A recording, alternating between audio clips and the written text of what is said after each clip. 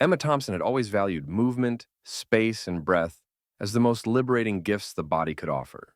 From her earliest memories chasing fireflies in her grandparents' backyard in Atlanta, to long days spent studying at Howard University, she felt most at home when her limbs carried her somewhere. Across a dusty trail at dawn, through the weighted air of a dance class, or on the smooth, sunlit studio floor of a yoga session. By the time she moved to Chicago in late 2019, fresh out of law school, tacked by ambition and buoyed by dreams of creating an inclusive wellness space in her own community, she had built a kind of second identity around physical practice. It gave her clarity and balance in a world that often demanded she weigh every choice against the scales of anxiety and expectation. In Chicago, Emma found a position working at a nonprofit legal aid clinic, serving low-income families on the South Side. The job paid modestly, but it aligned with her deepest conviction, ensuring access to justice for those who needed it most. After her daily office hours, meeting clients, drafting briefs, appearing in overstretched courtrooms, she craved the deep release only a studio or gym session could deliver. She drifted from one facility to another, sampling spin classes, strength training, and the occasional barre exercise. Yet nothing matched the sense of calm she discovered in a gentle vinyasa flow or the grounding hum of savasana. One crisp January morning in 2021, Emma decided to explore a new facility that had opened just 2 blocks down from her small apartment on 43rd Street, Halcyon Athletic Club. Its sleek glass storefront promised upscale equipment, personal trainers in crisp athletic attire, and a premium member experience. Flyers advertised complimentary one-week trial in bold letters. Emma, eager to incorporate strength and cardio training alongside her yoga practice, thought the offer might dovetail nicely with her regimen. She woke at 5:30 a.m., slipped into her favorite dark blue leggings and matching sports bra, tied her hair into a high bun, and hurried downstairs, her gym bag slung over one shoulder. The drive across the neighborhood required only a quick bus ride, but Emma preferred to walk whenever possible, each step a moment of purification, a prompt to release yesterday's worries. At precisely 6:45 a.m., she arrived at Halcyon's glass doors. The morning sun split the reflective facade like a spotlight. Tall signage read, Halcyon Athletic Club in all caps, beneath which a smaller placard announced temporary hours, 5 a.m., 10 p.m., trial members welcome. Her gym membership email confirmation was open on her phone. Welcome, Emma Thompson. Please present at the front desk to receive your complimentary access pass. She climbed the short steps to the entrance, and with a deep inhalation pushed the glass door, which slid open with a muted hiss. Inside, the lobby was spacious, its floors adorned with inlaid marble tiles that melted from polished ebony to stark white. A long reception desk curved gracefully beneath a rounded mirror, and behind it, 2 front desk staff, one tall woman with a pixie cut, the other a man wearing a crisp black polo shirt, smiled politely as Emma approached. Good morning, Emma said, voice steady but warm as she displayed her email on the screen. I'm here for the trial membership.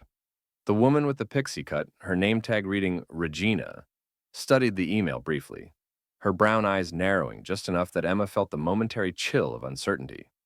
Your name is Emma Thompson? Regina asked. Yes, Emma replied. I signed up just yesterday. Regina tapped her keyboard, glancing at the array of screens in front of her. After a moment, she slid a glossy, laminated card across the counter. Here you go. Please take this to any trainer on the floor for orientation. Her tone was flat, devoid of the eager warmth that hung in the air of high-end fitness clubs. A clouded glare flickered off her features just as a security guard, tall, broad, dressed in a charcoal gray uniform, stepped up behind Emma. He cleared his throat. Excuse me, the guard said quietly, his voice unnaturally low. We're full today, Emma's heart skipped. Pardon me? We're at capacity, ma'am. Only current members allowed in for the day. Sorry. He folded his arms, jaw tightening. But that email, Emma started, indicating the card in her hand. What's your name again? He interrupted, voice flat. Emma Thompson, she said politely. I live 2 blocks away and was invited to try out the facility. I have my pass. Emma held up the card between her thumb and forefinger. The guard's gaze flicked to the card, then up at her face. A dark-skinned woman, hair tied taut atop her head, eyes steady with calm assurance. He paused as though computing something she could not see. After a moment that felt too long, he shook his head. We don't have any slots open. Check back next week. Emma glanced at the card in her hand, frustration rippling through her chest. But you're only open to 10,000 members max per day. As a trial, I should be able to come in. The guard sighed, pinching the bridge of his nose. Listen, ma'am. Look, I can't let you in. Come back another time. Regina reappeared from behind the counter, arms folded. Yes, ma'am, he's right. If we let you in, we'd exceed capacity. We have to follow the rules. Emma's throat constricted. She cleared her voice. I understand policies, but I'm a law graduate, and I know the Americans with Disabilities Act. Regina stiffened. That's irrelevant. I'm sorry, ma'am, but that's our final answer. She handed Emma back the laminated pass with a crisp, thank you, and turned to her colleague. The security guard opened the glass door, and casually, without apology, he closed it behind Emma. The bell tinkled as she spun in place, blinking against the sudden chill. People entering or exiting barely spared her a glance. She pressed her palm to the glass, the reflection of the lobby flickering in her vision. Emma exhaled, frustration boiling as tears threatened at the corners of her eyes. She turned and walked down the steps, each footstep heavy. As she retraced her path back toward the Chicago street, a hush overtook her anger, replaced by a heavy ache of indignation. Her mind churned. She had always assumed her melanin didn't matter in everyday interactions, especially in a progressive city like Chicago. But here, fanfares of fluorescent lights and glinting metal gym equipment acridly reminded her of the stark reality. Some people still judged her purely for her skin color. She brushed a hand across her face, gathering her composure. Tomorrow she would find another gym, or perhaps in time, a studio that welcomed her wholly. But right now she sank onto a bench outside a coffee shop and opened her laptop. Out of the pocket of her hoodie, she retrieved a crisp $50 bill and a handful of membership flyers from neighborhood studios. Perhaps she'd start a grassroots series of yoga sessions in local parks, free for anyone interested. She typed in the search bar, Fitness Studios Chicago Southside Inclusive, and hit enter. As dawn broke the following day, Emma stood at the edge of Washington Park, unrolling a thin yoga mat beneath a canopy of oaks. She had decided, instead of seeking membership in someone else's fitness hub, she would create a safe, welcoming space for all, beginning with herself. A handwritten sign taped to the trunk of a nearby willow read, Free Community Yoga, Tuesdays and Thursdays at 6 a.m. She had posted similar notices on local bulletin boards, asking neighbors to join her. The first session drew 3 participants, a retired postal worker named Roy, a single mother called Jasmine with her toddler perched on her hip, and a lanky teenager, Daryl, who studied under a street lamp after school. Emma guided them through gentle sun salutations just as the sun crested the horizon, offering soft cues, root down into your feet, inhale to extend, exhale, fold forward. The park was alive with early water joggers and dog walkers.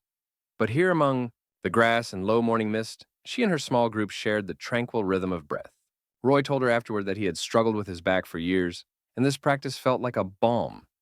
Jasmine said her toddler was more peaceful than he had ever been. Daryl said he planned to join her again tomorrow.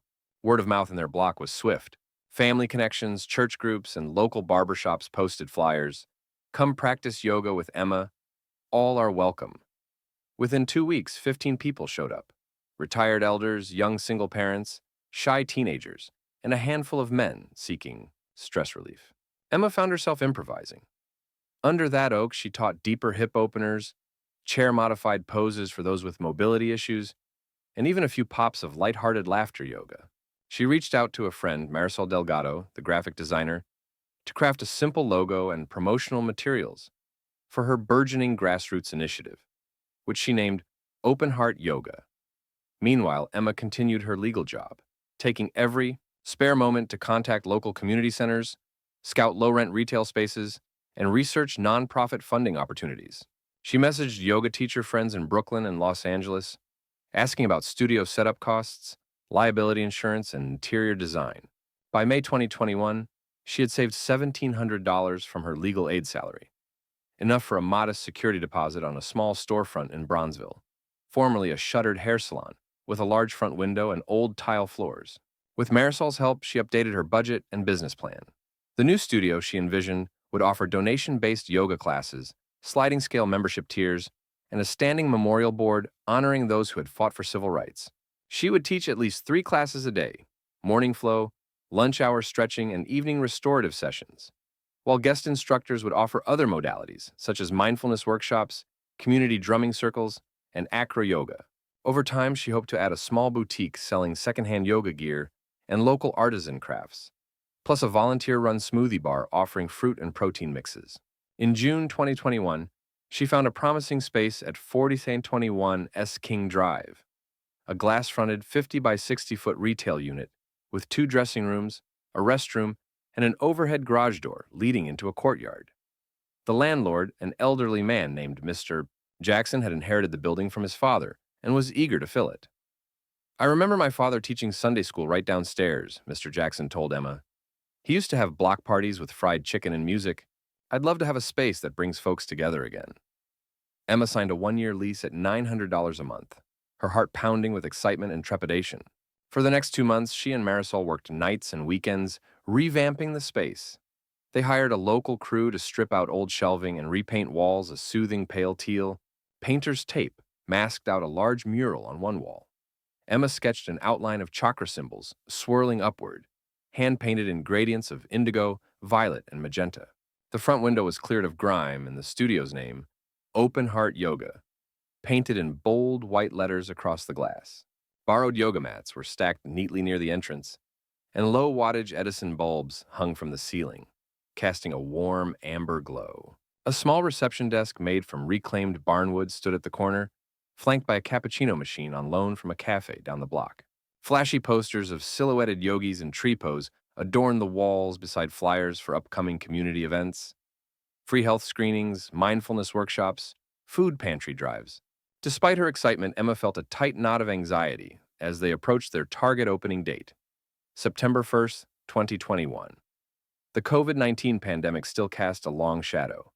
She had to enforce mask policies and social distancing on the hardwood floors. She kept her tuition fees low, $5 per class at drop-in and $20 for unlimited weekly passes. She applied for minimal business insurance and found an accountant who would take partial payment in trade. Bartered yoga classes in exchange for bookkeeping services. She interviewed prospective instructors. Andre, a black acro-yoga practitioner who taught beginner partner work. Michelle, a white trans woman specializing in gentle restorative acupressure. Carlos, a Latino hip-hop dance teacher offering vinyasa to the beat sessions. And Reverend Beatty, a retired pastor hosting soul flow classes that integrated prayer and reflection. This diverse roster made her beam. Open Heart Yoga would reflect her belief that healing happened when people came together mind, body, and spirit, no matter their background. On August 30th, 2021, just 2 days before opening, her friend Jerry from the legal clinic dropped by to offer moral support. She led him through the empty studio, its floors gleaming, the scent of fresh paint lingering. A stack of flyers bore one line, "Opening soon, all are welcome." She demonstrated a few poses for him, mountain, downward dog, and warrior two, reminding herself of the breathing techniques she would teach. Jerry gave her a thumbs up. "This looks incredible, Emma. People will love it." She nodded, chest tightening. "I hope so." Then, the unexpected happened. A man in a dark suit entered the studio, looking around with a mix of curiosity and thinly veiled suspicion. He wore a security badge pinned to his lapel that read, "Halcyon Athletic Security." Emma's heart sank. "Can I help you?" she asked. The man cleared his throat. "I'm Elijah Carter. I represent Halcyon Athletic Club. We have reason to believe you're infringing on our trademark. You can't call your studio Open Heart Yoga. Halcyon won a trademark years ago for that name, for any fitness-related services in Illinois. We'll have to insist you change your name by tomorrow or face legal action." Emma blinked. I wasn't aware," she stammered. She thought back to Halcyon Athletic, the very place that had denied her entry. She felt a surge of anger and humiliation. "I created this space for the community. Do you have to do this?" Elijah Carter's trimmed beard twitched as he shook his head. "I'm merely following corporate protocol. Our lawyers will deliver the cease and desist letter if you don't comply immediately, but you can avoid legal costs by changing the name." Emma's throat tightened. She nodded, fighting back tears. "I understand. Thank you for informing me." His dark eyes held a flicker of something judgmental as he left, and Emma exhaled so forcefully she thought she might pass out. Jerry patted her shoulder. "We'll fight it," he said. "I'll find you a real lawyer." But Emma, exhausted from so much battling, shook her head. "I can't. I need to open on Wednesday. It's too late." Jerry's jaw clenched as he nodded. "Then we'll pivot. We'll think of a new name." As soon as Kane left, Emma turned to Marisol, whose eyes were wide with shock. Marisol sat on the floor, paint-splattered jeans rolled at the ankles, staring at the mural. "We'll figure it out," Emma said quietly, trying to mask the tremor in her voice. "Maybe just heart center yoga, or radiant heart yoga." Marisol nodded. "Let's do it now. Tomorrow morning, the sign and flyers. We can still make it." That night, Emma picked her closest friends for a brainstorming session. They sat cross-legged in a circle on borrowed yoga mats.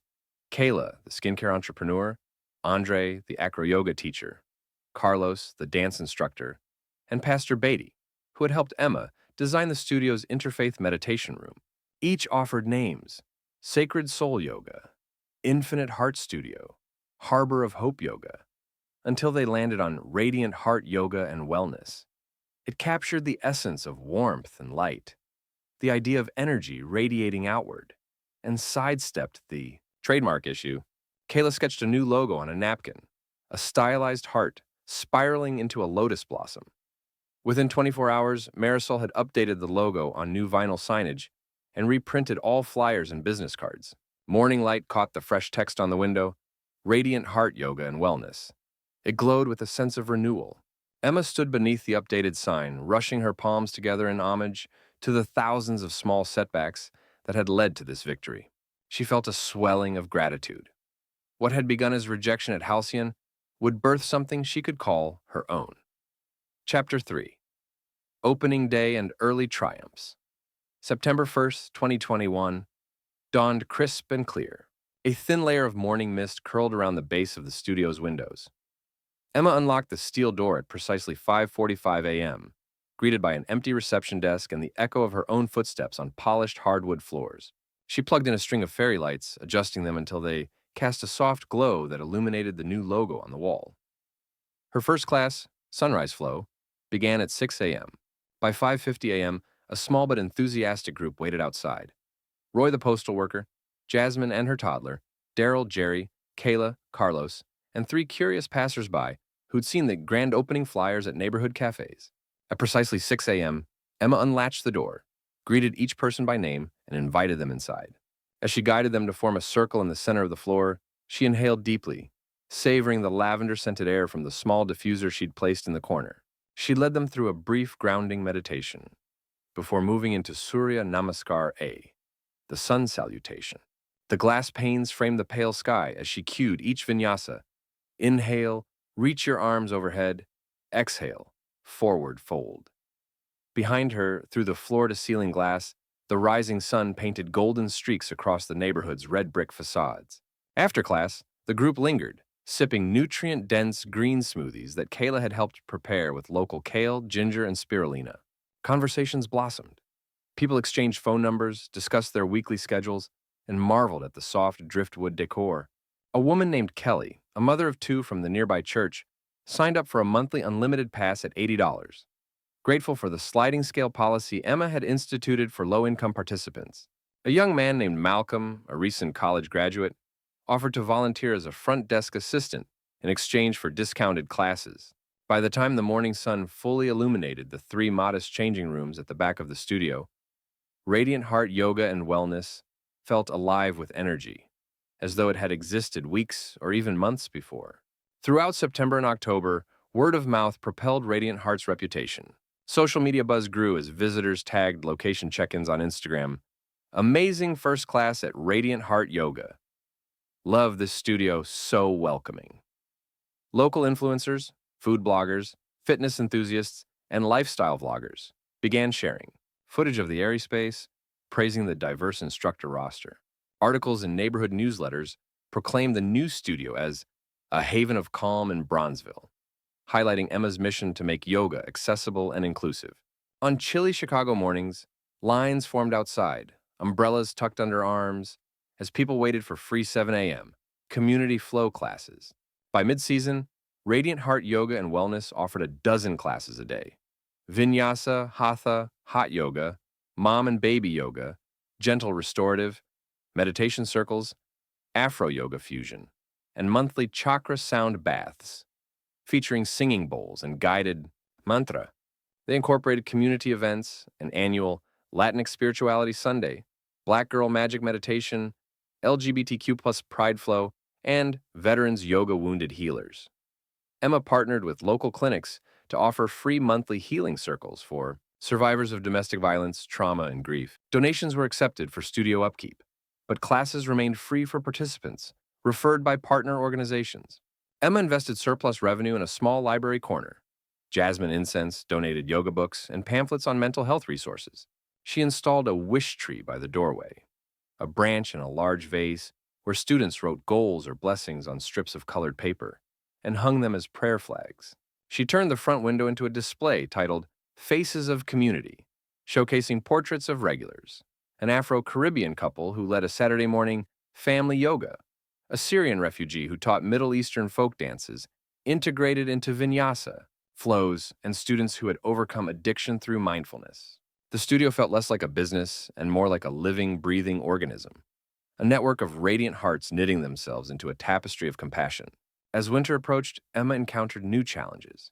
Heating the large space during frigid January mornings, ensuring snow removal kept the entryway safe, and balancing her own exhaustion. She still worked part-time at the legal clinic 3 days a week, while overseeing studio operations 4 days a week. She spent evenings reconciling budgets, taking inventory of yoga props, scheduling instructors, and fielding inquiries. Yet whenever she felt overwhelmed, she recalled her motivation. That one morning in Halcyon Athletic Club, being turned away for the color of her skin. She often pictured that guard's uniformed figure, recalling his refusal, and it fueled her determination to cultivate a space where no one would experience such rejection. Early one December evening, after a back-to-back schedule of evening restorative classes and a meditation circle, Emma slipped out the back door of Radiant Heart into a dusting of fresh snow. She paused beneath a streetlight, breath billowing like smoke, and dialed her mother's number. Her mother, Brenda, answered sleepily.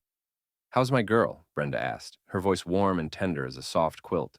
"Nah, tired," Emma replied, the exhaustion slipping into her voice. "We had a packed day, 5 classes and then a free community gathering at 8 p.m. The studio's never been busier." "Oh, honey," her mother said sympathetically. "I'm proud of you. People need what you're offering." "I just wish I had more hours in the day," Emma sighed. "Someday I'll rest, maybe when I hire a general manager." Her mother laughed. "You? Relax? Just promise me you'll take Saturday off to come home for a visit." "I'll try," Emma said, smiling despite herself. "I love you, Mom." "I love you too, sweet pea. Call me if you need anything. Groceries, a hot casserole. You know I'm here." After hanging up, Emma exhaled a cloud into the cold air, then trudged through the snow to the bus stop. As she waited, headlights passed by. Cars encrusted with ice, friends leaving the studio after their final December classes. She thought of the moment that had ignited her journey. The security guard who refused her entry. That memory had once burned hot with anger. Now it burned bright with purpose. She swore to herself that Radiant Heart would never be merely a place to stretch or hold a plank. It would be a place where everyone, no matter their skin color or socioeconomic status, felt seen, heard, and uplifted. Chapter 4. A Harsh Critic. In early February 2022, as winter's final blasts of snowfall converged on Chicago, Emma faced a challenge of a different kind. A local blogger named Maya Sterling, who ran a popular site called Chai City Wellness Weekly, published a scathing review of Radiant Heart Yoga and Wellness. Maya's followers swelled into the tens of thousands. Fitness professionals, wellness enthusiasts, and social media devotees who trusted her eye for the latest trends. Her article, titled Boutique Studios vs. Real Community, Does Radiant Heart Live Up to the Hype?, complained about cozy little venues charging hippie fees and bragged that her readers should instead flock to an established national chain that offered memberships for $20 a month. She criticized Radiant Heart's wobbly floors, out-of-the-way location, and amateur instructors. She implied strongly, through subtle phrasing, that a space catering to minorities and slumlords, her exact words, could not offer professional-level instruction. She used photos emphasizing Radiant Heart's imperfect DIY aesthetic, cropping out gleaming corners and focusing on a scuffed mirror and a slightly uneven patch in the flooring. The review went viral. Comments flooded in beneath the article. "Paying $10 for yoga? Might as well stay home. Doesn't look like a real studio. Stick to chain gyms, folks. They actually have standards." Micro-influencers reposted Maya's critique, calling the studio ghetto chic and recommending upscale downtown alternatives. Emma discovered the review on her phone while locking up the studio at 10 p.m. The title alone, Where Black Women Think They Belong, hit her like a punch. For a moment, her hands shook so badly she dropped her car keys onto the floor. She sank onto the edge of her reception desk, scrolling through the comments. LOL, stick to teaching on the block. I wouldn't set foot there if you paid me. They probably have no legit certifications. Hate, cloaked in polite-sounding advice. That night, Emma couldn't sleep. Memories of being turned away at Halcyon lunged through her mind. The indifference of the trainer, the unremarked glare of passers-by. Now she had opened a space that welcomed all, yet here was a writer undermining her in a public forum. She woke at 3 a.m. with pounding heart and churning thoughts. She paced her apartment's living room for hours, drafting responses in her mind, deleting them, rewriting them, deleting again. Her instinct was to lash out, to call Maya, to publish a rebuttal, to drum up support from her students. But she realized those tactics would only amplify negativity. She refused to let spite rule her response. Instead, Emma decided on measured action. She told herself she would continue teaching as she always had, serving her community with respect, returning Maya's review with authenticity and integrity. She spent the next morning calling her instructors, Andre, Pastor Beatty, Michelle, encouraging them to share their own experiences, to post on their social media about what Radiant Heart meant to them. They obliged, flooding feeds with behind-the-scenes photos, acrobatic plays from acro yoga, soft conch resonating chants in dimly lit candlelight yoga, children giggling in a family-friendly Parent and Me created for dads and daughters. Within hours, supportive comments replaced Maya's slanders and many algorithms. Students sent emails. Your studio changed my life. Thank you for making yoga an option for someone like me. Still, Emma knew that measures beyond posting were needed. She reached out to a local journalist, James Patel, who ran a community-focused column in the Chicago Sun-Times. She invited him for a complimentary class and an interview, offering to give him an inside look at Radiant Heart's mission, its finances, the instructor's credentials, and certifications. James arrived on a brisk Saturday morning, notebook in hand, scent of coffee lingering at the studio entrance. He introduced himself politely and took in the scene. A diverse group assembling for a restorative reflexology workshop led by Michelle, while under the large windows, a small group of seniors practiced slow, chair-based yoga with supportive props. He lingered, asked questions. Can you tell me about the yoga teacher training you completed? How do you keep fees so low for community members? What inspired you to launch this space? Emma answered with candor. She described being denied entry at Halcyon due to her skin color, the sting of that rejection, and how it fueled her resolve to create a truly inclusive environment. James's article ran 2 weeks later under the headline, From Rejection to Radiance, How One Yoga Studio Heals a Community. He quoted students, "This place saved my back pain and gave me hope." A cancer survivor said, "Here I'm more than my diagnosis." A local pastor said, "Emma's community-first model is a blueprint for how fitness spaces should operate."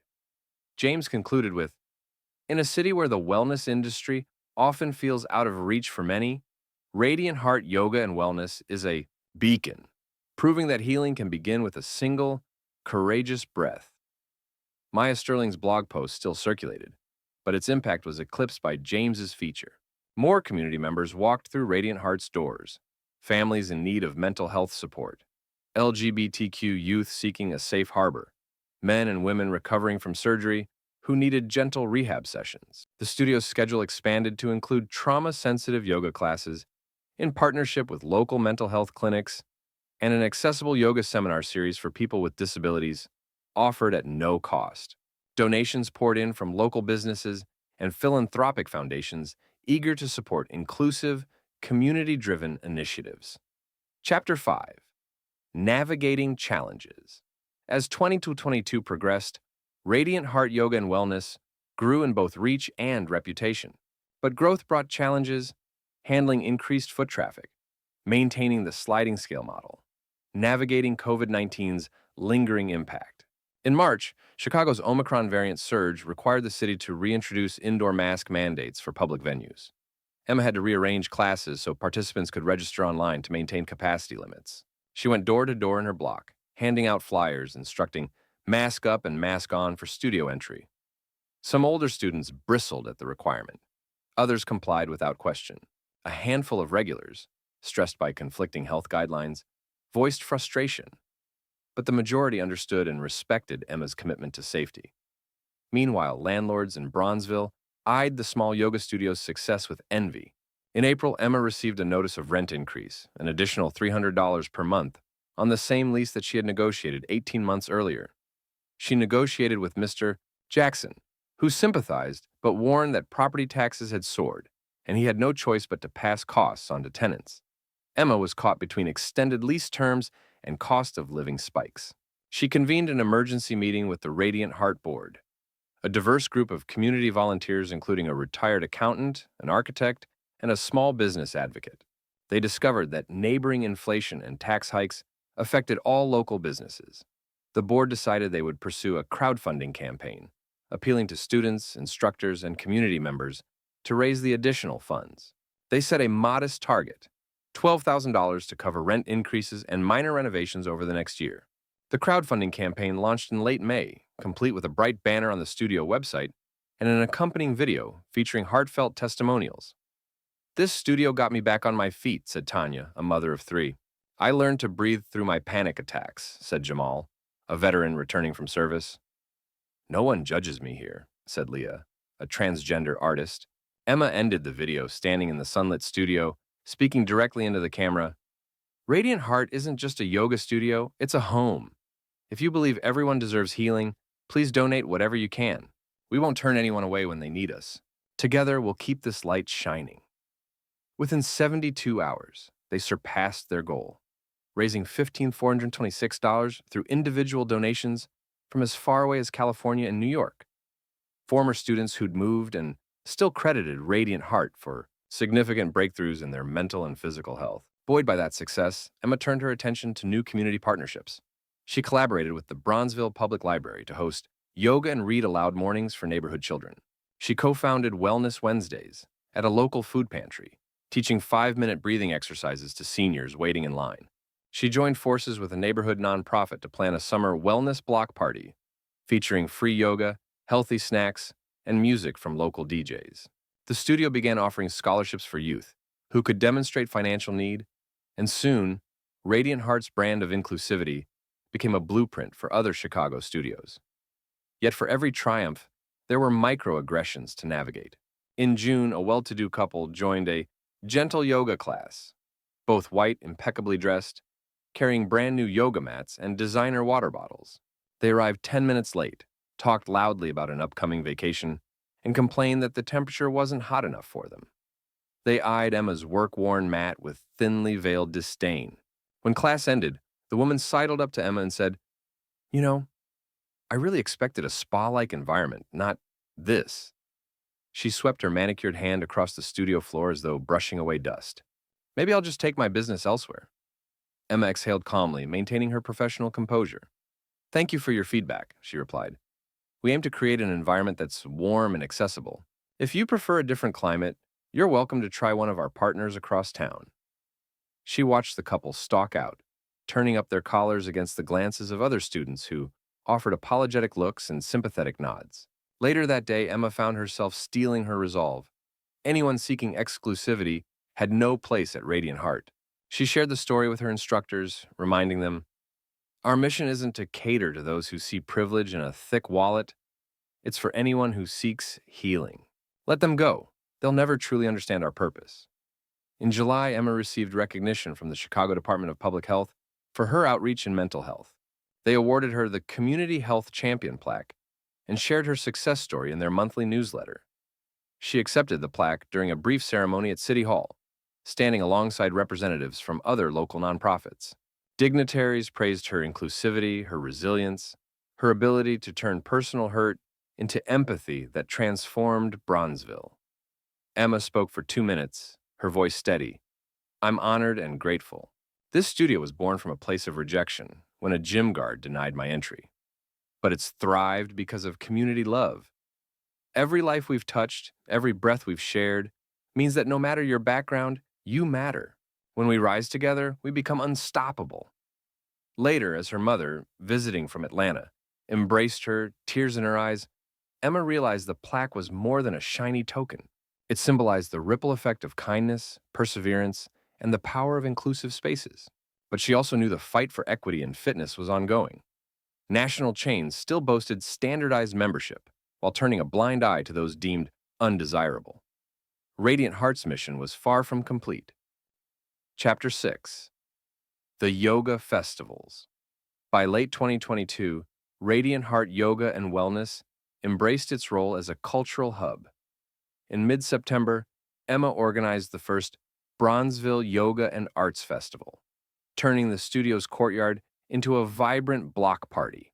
Food trucks lined the perimeter, one serving vegan soul food, another with jerk chicken and plantains, and a third offering fresh fruit smoothies. A stage held daily yoga demonstrations, spoken word poetry performances, and drum circles led by Professor Garrett from the local Urban Studies program.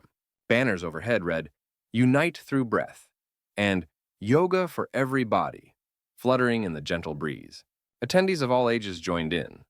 Retirees who once feared sporting lycra in public, toddlers who giggled as they attempted tree pose, teenagers painting peace signs on small canvases as part of a mindfulness art workshop. Local artisans sold handmade malas, handmade Tibetan singing bowls, and earth-toned mindfulness journals, while mental health advocates offered free information on local support groups. The day concluded with a cacao ceremony, where Emma led participants through a heart-opening meditation fueled by ceremonial-grade cacao from a local cooperativa in Guatemala, reminding everyone of the healing power inherent in simple ancient rituals. A year into operations, Radiant Heart had outgrown its original space. After negotiating a new lease on a 5,000-square-foot warehouse 2 blocks east, Emma planned an expansion. A larger practice area, additional therapy rooms for massages and counseling sessions, a small childcare nook, and a rooftop terrace for weekend yoga under the sun. The project required capital, and despite crowdfunding success, she sought small business loans. She met with bankers, pitched her model, but faced skepticism. "Your revenue projections look ambitious," said one loan officer, "and the pandemic's not over yet. How can you be sure demand will hold?" She countered by showing data, her stable class attendance, repeat memberships, and partnerships with local nonprofits. She offered collateral, including the original leasehold interest in the Bronzeville space. Finally, a community-focused credit union approved a low-interest loan, impressed by her 5-year impact plan and steadfast accountability. During the 6-month renovation process, the studio remained open. Emma and her instructors held pop-up yoga in parks, church basements, and even a vacant storefront on Indiana Avenue. They taught classes at a local public school as part of aftercare programming, and Emma continued to spare hours at the legal aid clinic. The progress on the new location, exposed brick walls, high lofted ceilings, polished concrete floors, and large industrial windows that traced the horizon, reignited Emma's excitement.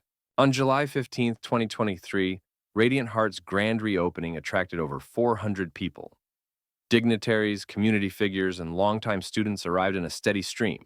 A local high school jazz band played a soulful set, while a poet recited verses about resilience and self-love. Emma offered guided group tours of the new facility, a 2,000-square-foot main studio with bamboo floors and reinforced defamation-free walls, 2 smaller rooms for private counseling and massage therapy, a dedicated healing garden courtyard to the south lined with native plants, benches, and a gentle water feature, an upper mezzanine designated for virtual yoga, live streams, and digital workshops. At the center of the renovation was the new Bridge Room, its name symbolizing the connection between mental and physical wellness. The room's walls bore a mural depicting people of various ethnicities, ages, and body types, practicing yoga together in a giant lotus blossom. As part of the reopening, Emma introduced a new initiative, Yoga and Reentry, a free weekly class for formerly incarcerated individuals. She partnered with a reentry nonprofit to offer transportation and childcare, bridging gaps that often prevented marginalized people from accessing wellness resources. She also launched a foundation scholarship for low-income students interested in yoga teacher training, ensuring that next-generation instructors would reflect the community's diversity. That day, as Emma took the microphone to thank everyone, rain clouds assembled overhead, and a sudden shower began, rivaling the intensity of half a dozen umbrellas popping open in unison. but the mood remained bright. She spoke. This space is proof that when we refuse to be confined by others' judgments, whether because of our skin, our income, or our past, we can build something greater than ourselves. Thank you for helping Radiant Heart become a sanctuary for all. Cheers and applause rattled the windows. Emma paused, looking out at the crowd. Among them, Jerry and his two kids, Marisol with her laptop capturing every moment, Roy wiping rain from his glasses, and Jasmine rocking her toddler, who now toddled on the polished wood floor inside, eyes round with wonder. She felt tears, not of sadness, but of overwhelming gratitude. She inhaled, lifted her chin, and imagined every bright future she and her community would create together. Chapter 7. A Legacy of Light. 2 years later, in July 2025, Radiant Heart Yoga and Wellness had served over 10,000 unique participants and maintained a staff of 15 full-time instructors, 3 administrative personnel, and 2 volunteer counselors. Its monthly newsletters bristled with news of community partnerships, free yoga at the Harbor series on the Lakefront Trail, mindfulness mornings in local schools, and senior youth mentor and stretch programs. Emma had been invited to speak at the Midwest Holistic Wellness Conference, where she addressed a room of hundreds on equity and access in fitness, lessons from Radiant Heart. She stood on stage in a simple white tunic and navy trousers, hair in its usual high bun, and smiled at the audience. She recounted her journey, from being turned away over her skin color to creating a thriving studio that became a blueprint for communities nationwide. She stressed the non-negotiable principle at Radiant Heart: wellness is not a commodity, it is an inalienable right. As graduation season arrived, news spread that Radiant Heart would award the inaugural Emma Thompson Scholarship in Community Wellness, a $5,000 grant for underprivileged students pursuing health-related careers who demonstrated community leadership. The scholarship fund doubled within 2 months, fueled by alumni donors, local businesses, and emotional outpouring from grateful students. On August 12, 2025, Emma sat at a small bookshelf in Radiant Heart's original Bronzeville location, now transformed into the Emma's Corner Lounge, where students could read donated books on holistic health. In front of her lay a scrapbook, original plans for SAPTA Studio, early Instagram posts, photos of the first park yoga sessions, and the very email from Halcyon Athletic Club that had rejected her. She flipped to a page showing a photo of her and her mother under the sign, Radiant Heart Yoga and Wellness, Opening Day. She lingered on that photograph, recalling how fear and defiance had woven together into a tapestry of possibility. Her phone buzzed with a message. "Hey, Em, we've got a donor meeting at 3 p.m. Need you to present." She replied, "On my way. Thanks for the reminder." She set the scrapbook aside and rose, pulling on a light jacket as she headed toward a group of guests gathering in the courtyard. Among them stood the mayor of Chicago, a handful of aldermen, local business owners, and even a former guard from Halcyon Athletic, now a volunteer instructor at Radiant Heart named Jerome, who taught a weekly self-defense yoga workshop for at-risk youth. The meeting was brief. They discussed plans to replicate Radiant Heart's model in other neighborhoods, North Side, West Town, and eventually suburbs across the Midwest. Emma outlined a wellness hub blueprint detailing the crucial elements: accessible pricing, sliding scale tiers, trauma-informed training for instructors, and a commitment to equity at every point of service.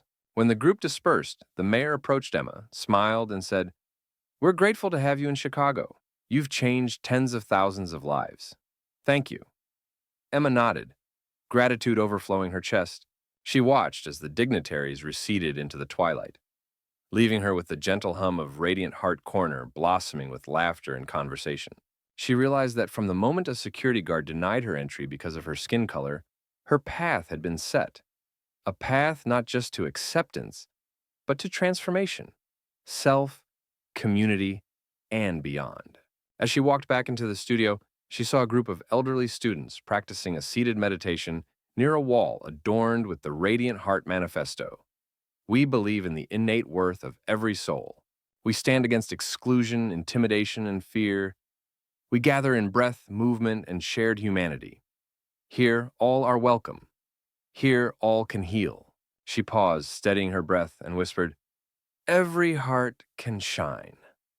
Then she joined her students, sealed their practice with a shared namaste, and basked in the gentle glow of collective light, her life's purpose realized, radiating far beyond any gate or closed door.